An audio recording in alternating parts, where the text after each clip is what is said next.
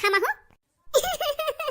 बूढ़ा भुलाई गयो, तुमसे 10,000 रुपया मांगे रहन तो दिहे रही हो, तब उहे गए रहन साड़ी वाड़ी खरीदे।